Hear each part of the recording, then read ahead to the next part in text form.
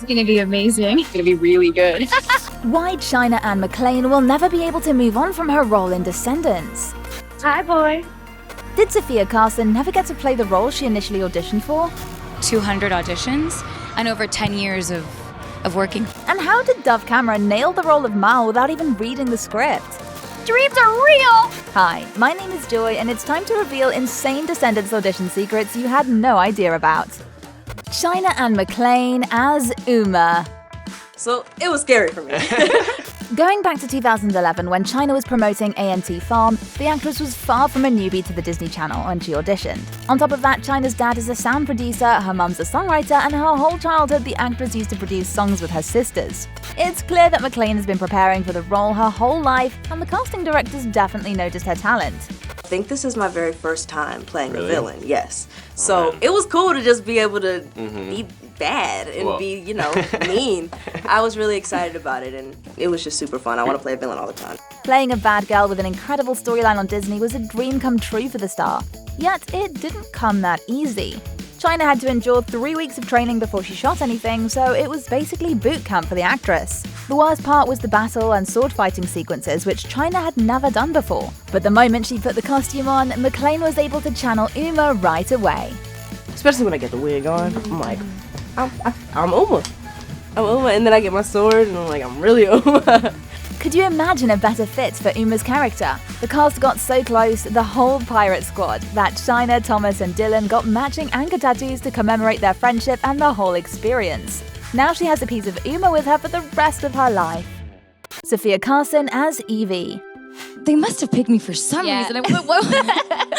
Today, Sophia is a well-established singer, global ambassador of the Latin Grammy, and a nominee for multiple Teen Choice Awards. But she didn't accumulate those 16 million followers on her Instagram overnight. Quick throwback to 7 years ago when Carson was writing songs every single day, staying up until 2 to 3 in the morning in her dorm room only to be rejected by record labels. The 27-year-old actress remembers having her heart broken, doubting her career choice, thinking, "Am I not good enough? Why not me?" Until one day a chance to audition for Disney arrived.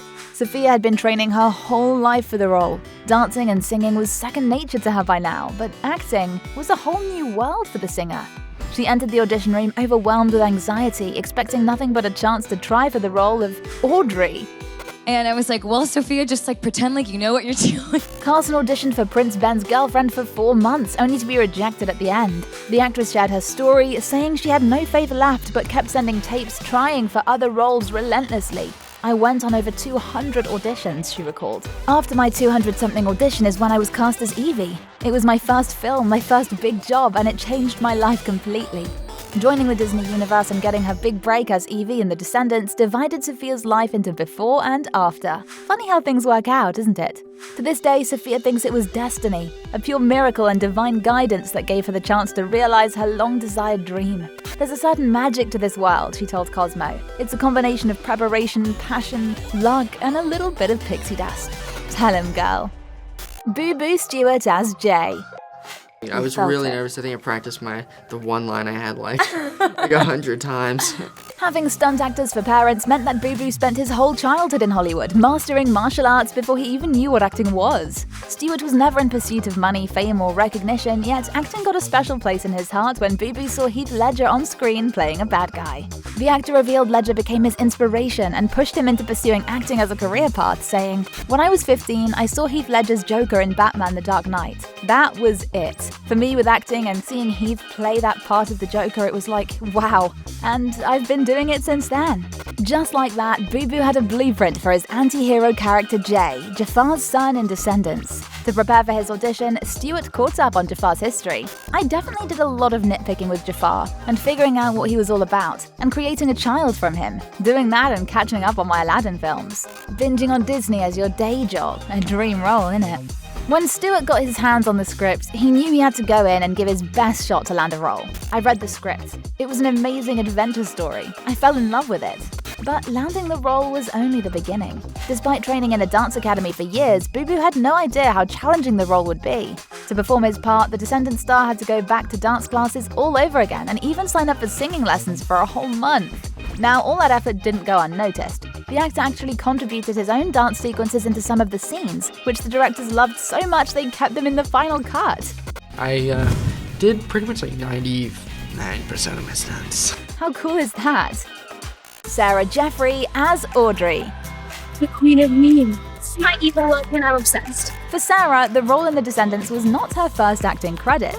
Before that, the actress had already appeared in 2 drama series, Rogue and Wayward Pines, but what Jeffrey actually wanted to pursue was a music career. This is why Jeffrey poured her soul into the audition for the Disney role that offered her both. Already established as a professional dancer with her own YouTube tutorials, the 24-year-old actress nailed all the challenging dance routines and stamina-heavy training. The casting directors had no choice but to say yes to her performance.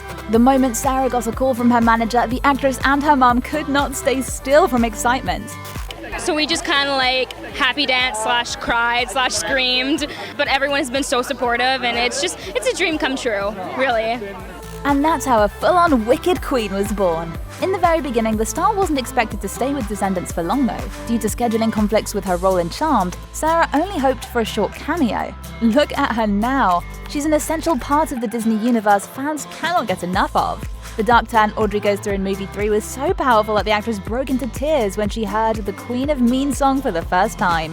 As a side note, that song had more views at some point than Ariana Grande's song Boyfriend, released the same week.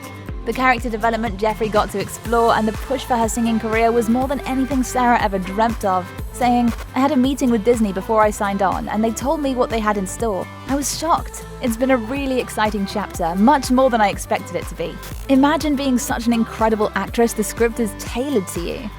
Mitchell Hope as King Ben. How does one become a Prince Charming protege? Quit acting. The Aussie actor has the funniest excuse for enrolling into the Hollywood film industry, so let's break it down now. Mitchell started off his career in a couple of short films, but after several unsuccessful auditions, the actor actually quit acting completely. As soon as his career was seemingly over, Hope got a call from his agent for one last callback. In his interview with Kids World, Mitchell said, "I had quit acting right before I got this audition for Descendants. It's time for me to go get a real job. You know, my parents were breathing down my back. I wanted to go back to school." Imagine if Mitchell hadn't gone for that one last audition, we would have never seen the actor on screen ever again. Thankfully, the chemistry reads worked perfectly. The cast became a family offset, and soon enough acting turned into a fun game of goofing around. But it wasn't all fun and games only. While his acting skills were top-notch for the role, Hope struggled with the choreography most, having zero dancing background. On top of that, the actor's singing abilities needed a lot of improvement, which couldn't be fixed overnight. Eventually, Mitchell's singing parts were voiced by another actor, which makes us think Hope must have been the best Prince Ben to be picked out of hundreds of actors, despite the fact that he can't really sing. Mitchell later recalled his training, saying, "Let me tell you, dancing is difficult. I used muscles I didn't even know I had. The dancing in Descendants has loosened me up a little bit and turned me into a bit of a dancer." Despite that, the breaks in between scenes became the biggest reward for the actor. It was the candid talks with his besties that made it all worth it. Mitchell revealed in an interview that he spent hours with his co-stars off set playing guitar and singing music. Can't hide how jelly I am right now. Now let's talk about the queen of the network. Dove Cameron as Mal. And they called me and I was like, I did something wrong. I'm gonna get fired. Cameron has been on stage since she was a baby, so the actress has no sense of fear when it comes to performing in front of hundreds of people. The actress was only 15 when she felt compelled to land yet another big role, the lead on a new Disney movie. Since the project was top secret, Dove had no clue what she was actually auditioning for. The actress went straight to the Disney Channel office and was the first to read the script. In her interview, the Liv and Maddie actress revealed there was no turning back for her after that, saying, "I read the script and I was immediately mesmerized by the story. I knew I had to be part of the movie." Funny thing, the actress actually didn't have to do a single thing to prove her candidacy. The actress's filmography spoke for herself, and just like that, the role was hers. So I stepped out and they were like, what did you think? And I was like, I would do anything to play Mal. And they were like, very interesting. Well, see you later. And I was like, what? Because they couldn't let the script leave the building. Unlike her co-stars who were crazy excited to be cast by Disney, Cameron was going through heart-wrenching personal issues when her manager called. The actress remembers wanting to pass on the role, saying, "I crumbled and panicked because I knew that Disney Channel was an overnight thing and my dad had just died and I wasn't trying to be in front of everybody. I couldn't even process myself." The actress was only able to be on screen thanks to her mum, who encouraged Dove and supported her to get back into acting, and the rest is history. The Descendants part totally transformed Dove's career and life path, but most importantly, it transformed her as a person. The actress revealed it's been the most incredible, out-of-this-world experience she's ever had, saying, "I don't think I would have access to the parts of me that I now have access to, or be as evolved as a human, if Disney Channel had not said go." Now, among all the opportunities came heart-wrenching losses along the way too. The third installment of the franchise is dedicated to the memory of Cameron Boyce, who portrayed Carlos, the son of Cruella on the show. The 20-year-old actor's passing came as a shock. For all his inspirational moments, moving speeches, incredible jokes that even Michelle Obama couldn't withstand, and the incredible soul he was, Cameron's legacy will never perish. What you leave should be bigger than you. And I really believe that, yeah. We need to use what we have and make the world a better place for other people. There are no limits. Let's bring those words into action. Thank you for watching.